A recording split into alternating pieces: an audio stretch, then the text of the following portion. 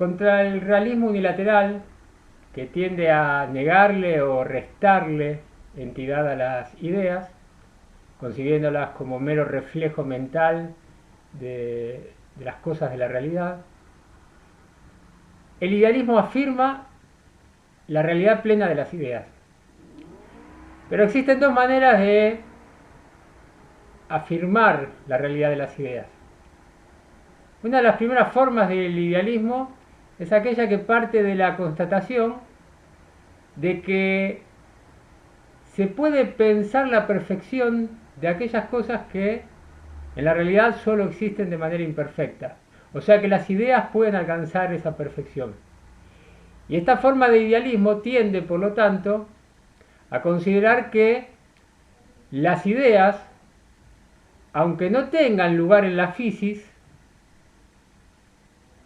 tienen más contenido que las cosas de la realidad sensible y que por lo tanto son más verdaderas.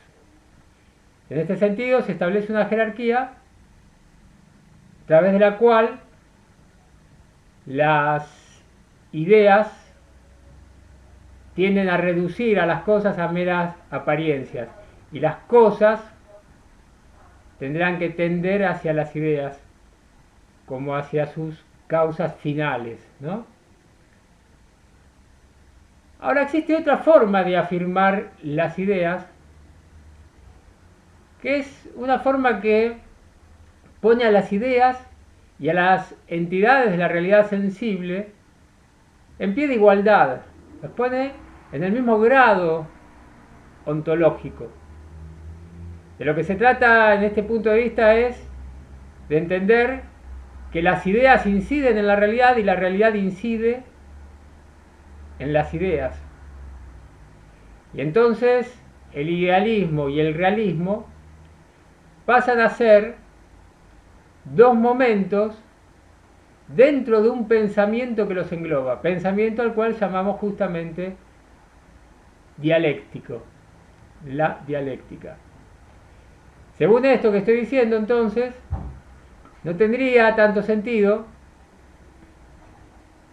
afirmar que existe una dialéctica idealista frente a un materialismo dialéctico, puesto que allí donde hay dialéctica debe haber necesariamente realismo e idealismo. Podrá haber temáticas más cercanas a lo ideal, como es el caso de la ética, que tanto preocupaba al socratismo, o temáticas más cercanas a lo material, como pueden ser las temáticas económicas. Pero allí donde se piense dialécticamente, el realismo y el idealismo tienen que estar presentes. De todos modos, los ríos de la verdad no van por causas tan lineales. Y entonces en este segundo capítulo de este curso de dialéctica, lo que tenemos que ver es el idealismo platónico para entender cómo se gestó dentro del idealismo platónico un falso concepto de dialéctica que va a reaparecer una y otra vez a lo largo de la historia del pensamiento y contra el cual se va a discutir sin tomar muchas veces conciencia de que hay otra manera de concebir la dialéctica que el mismo Platón va a desarrollar más adelante. En este caso nos vamos a referir a los diálogos medios, al idealismo platónico, partiendo de los primeros diálogos, los llamados diálogos socráticos, los diálogos tempranos, porque lo que hay que entender es que el pensamiento de Platón no es un sistema, sino que es un pensamiento que está en proceso constante. Y dentro de ese proceso largo, existen como tres etapas, que son los diálogos tempranos por un lado, los diálogos medios, donde se desarrolla la teoría de las ideas, y finalmente los diálogos tardíos, que es donde se desarrolla la dialéctica. Por ahora nosotros vamos a concentrarnos en el idealismo platónico. Para eso partimos de los diálogos tempranos. Allí lo que tiende a exponerse es el método heléntico, el enjos, que es la refutación, esa parte del método socrático, por la cual Sócrates le hace darse cuenta al interlocutor de que está equivocado, que no sabe lo que quería saber. El Menón comienza como un diálogo temprano, ¿ok? claramente Platón le pregunta a Sócrates si es enseñable la virtud, y Sócrates, no sin ironía, le contesta: no sé ni siquiera lo que es la virtud, mal podría saber si es enseñable o no. Con esto lo que está queriendo hacer Sócrates es invitarlo a Menón a investigar juntos el asunto, y tratando de mostrarle que la primera cuestión a investigar es siempre el qué es algo antes de las propiedades de lo mismo, ¿no? Pero claro, hay un paso previo que hay que dar. Sócrates ha reconocido su ignorancia, pero Menón todavía no. Entonces, nuevamente apelando a la ironía, le pregunta a Menón, le pide que le explique qué es para él la virtud, y Menón, con bastante seguridad, sostiene que la virtud en el hombre es administrar los asuntos del Estado, en el caso de la mujer es administrar la casa y ser sumisa con su marido, en el caso de los esclavos tal cosa, en el caso de los niños tal otra. Y esta respuesta de Menón se muestra insuficiente no solo por incorporar todos los prejuicios de la época, sino también porque en realidad se buscaba una cosa, que es la virtud, y lo que Menón da es una multiplicidad de virtudes diferentes, o supuestas virtudes diferentes. Entonces lo que vemos aparecer acá es el problema de la relación entre lo uno y lo múltiple, la virtud como concepto, como universal, frente a las múltiples virtudes que uno podría encontrar en la realidad. Este problema del vínculo entre lo uno y lo múltiple todavía no se manifiesta como problema de la participación, porque no fue desarrollada la teoría de las ideas. Solo cuando se desarrolle esa teoría de las ideas va a manifestarse como problema de la participación, pero sin embargo el problema ya está, porque es un problema filosófico y de ninguna manera se reduce a la teoría de la participación o a la teoría de las ideas. Yo puedo despojarme de la teoría de las ideas y el problema de la relación entre lo uno y lo múltiple no va a desaparecer. Ahora, en el Menón, lo que hace Platón es problematizar el propio enfoque socrático, porque plantea allí una paradoja, que es conocida como la paradoja de Menón, que apunta a orientar la filosofía que venía desarrollando Platón hacia la verdad, porque en última instancia, en los diálogos socráticos lo que se muestra es el método de refutación, pero nunca se termina avanzando hacia la verdad. Finalmente, no se avanza hacia qué es la virtud. Y en ese sentido, el elenjos, el método de refutación socrático, hace que la filosofía socrática se termine diferenciando de la erística sofística solamente en la intención, pero no en los logros. Entonces, se trataba de ir desarrollando ese otro momento fundamental del método socrático, que es la mayéutica. La paradoja de Menón apunta a reorientar hacia allí, hacia la mayéutica, el pensamiento socrático platónico. Entonces, ¿qué plantea la paradoja de Menón? Sencillamente de que, si pensamos en términos absolutos el saber y la ignorancia, como parece estar presupuestos esos conceptos en la famosa frase de Sócrates: solo sé que no sé nada, entonces investigar no es posible, porque el que sabe ya sabe y no tiene nada que investigar, y el que no sabe ni siquiera sabe que hay algo por saber, y por lo tanto mal podría salir de su ignorancia por sí solo. Entonces, para responder a esa paradoja que ahora de alguna manera amenaza con hacer entrar en perplejidad al mismo Sócrates, el personaje Sócrates recurre a la teoría de la reminiscencia, que va a ser parte, digamos, de la estrategia platónica para entrar en la teoría de los diálogos medios, que no se va a desarrollar en el Menón. En este sentido, el Menón no constituye un diálogo medio, porque no se desarrolla allí la teoría de las ideas. En todo caso, sí es un diálogo de tránsito, de transición entre los diálogos tempranos y los diálogos medios. Entonces, ¿qué nos dice la teoría de la reminiscencia, el mito de la reminiscencia, básicamente? Que la virtud sería enseñable y no. Sería enseñable porque, de alguna manera, aunque esté en nosotros, hay que adquirirla a través del esfuerzo, hay que actualizarla a través del esfuerzo. No sería enseñable en el sentido en que ya estaría en nosotros. Un ejemplo fundamental para entender esta idea de mayéutica que ahora está apareciendo con la teoría de la reminiscencia es el ejemplo del esclavo que manda a llamar Sócrates para hacerles preguntas sobre matemáticas. Obviamente el esclavo no tenía idea del teorema de Pitágoras, pero Sócrates no le explica el teorema de Pitágoras, sino que le va haciendo preguntas muy sencillas, todas las cuales el esclavo sabe responder. Y a través de esas preguntas sencillas lo va guiando hacia la formulación del teorema de Pitágoras. De alguna manera hay que decir que el saber ya estaba en el esclavo, porque todo lo que se le preguntó lo supo responder. Quizás lo que le faltaba era la guía, la orientación, que le permitiera organizar todo el saber. Pero ese saber de alguna manera ya estaba. Y ahí está un poco la clave de la concepción de la mayéutica. Entonces la teoría de la reminiscencia actúa como una suerte de puente hacia la teoría de las ideas. Ahora, si de lo que se trata es de avanzar hacia la verdad, el método de refutación ya no me sirve para eso, ya resulta insuficiente. Entonces acá va a aparecer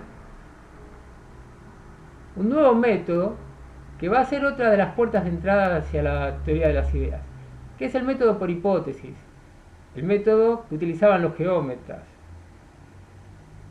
que básicamente me está diciendo que si yo de alguna manera tengo la verdad, aunque no la tengo actualizada, puedo partir de una hipótesis, tratando de sacar derivaciones lógicas a partir de esa hipótesis, y viendo hacia arriba un absurdo que me obliga a tener que abandonar la hipótesis, o por el contrario, esa hipótesis poco a poco va siendo validada. Y lo importante que hay que ver acá es que la teoría de las ideas va a surgir como una de esas hipótesis. Contra toda una tradición que tendió a ver en la teoría de las ideas platónica un dogma, Platón la presenta como una hipótesis. Una hipótesis a partir de la cual hay que ir sacando derivaciones, a ver qué se deriva de la teoría de las ideas en el plano de la política, y entonces ahí va a escribir la República, qué se deriva en el plano de el amor, y ahí va a escribir el banquete, qué se deriva en el plano del arte, y ahí escribirá el Fedro. O sea que de alguna manera los diálogos medios de Platón son una suerte de desarrollo de esa hipótesis, donde Platón va viendo qué validez tiene esa hipótesis, y allí donde arribe a una contradicción, lo cual va a ocurrir, abandonará esa hipótesis. Y esto es algo que tampoco muchas veces se dice. Platón abandona la teoría de las ideas. Platón avanza hacia un pensamiento dialéctico que después la tradición tiende a olvidar, hasta el punto que todavía hoy día se habla, por ejemplo, de invertir a Platón, sin aclarar en todo caso que se está pensando en un Platón medio, pero no es la palabra última de Platón, ese idealismo que se critica tanto. Bueno, la cuestión es que llegamos a los diálogos medios y ahí tenemos, por ejemplo, el Fedón, donde se expresa bien, se hace una especie de raconto de cómo fue llegando Sócrates a la teoría de las ideas, acá se le atribuye a Sócrates.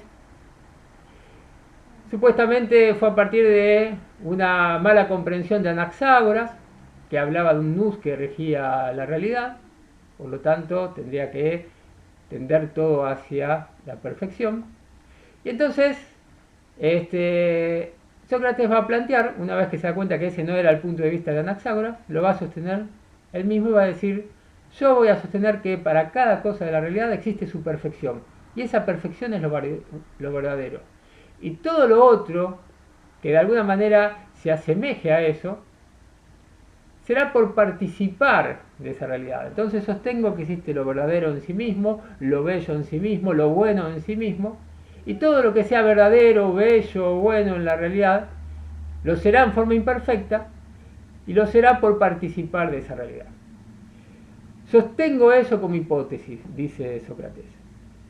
Entonces, acá hay algo importante.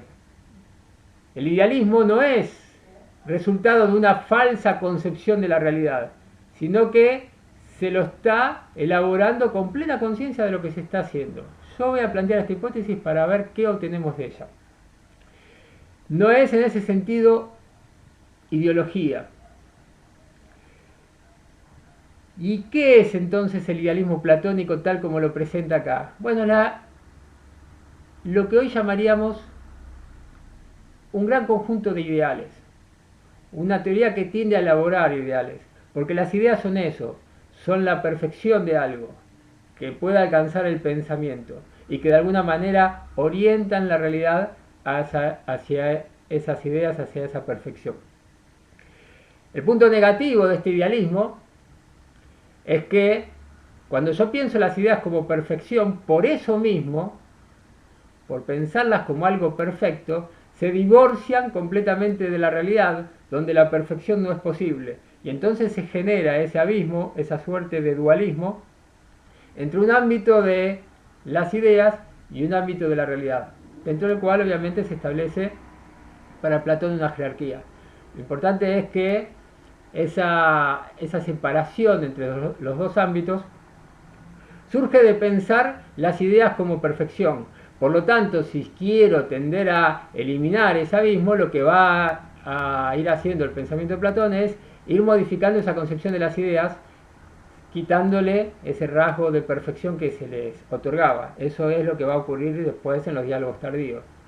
Por lo tanto, no se trataba tanto de invertir la valoración, invertir la jerarquía, poniendo a la realidad sensible sobre la realidad de las ideas, porque, como diría Heidegger, la inversión de una frase metafísica sigue siendo una frase metafísica. La inversión de una oposición metafísica sigue siendo una oposición metafísica. De lo que se trataba no era de invertir el idealismo platónico, sino de disolver esa concepción de las ideas, acercándolas a la realidad sensible, para que dos realidades que tienen puntos en común puedan interactuar entre ellas, donde la concepción de ambas es absolutamente diferente, no entran en contacto y por lo tanto la realidad sensible y la de las ideas no pueden interactuar.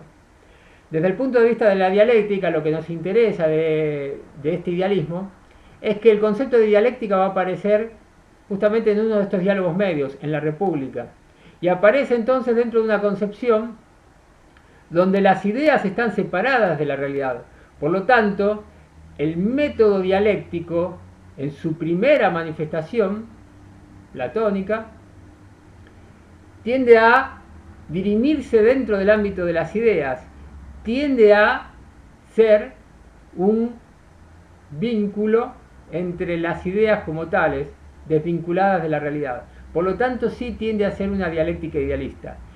Y con estas características de dialéctica idealista, de un método atrapado en las ideas, despegado de la realidad, desplegado de las intuiciones, es que va a ser abordado una y otra vez a lo largo de la historia. Por dar un ejemplo muy conocido, la dialéctica trascendental de Kant tiende a abordar la dialéctica desde este punto de vista, como una especie de especulación de ideas que tienden a lo infinito y justamente por tender a lo infinito no tienen contacto con la realidad sensible. No hay intuiciones posibles para esos conceptos que, siendo infinitos, no pueden por lo tanto ser aprendidos sensiblemente. Bueno, ahí tenemos entonces el gran problema que se va a presentar con respecto a la dialéctica en la medida en que empieza a haber una ambigüedad, un concepto idealista de dialéctica frente al concepto que vamos a elaborar en la clase que viene.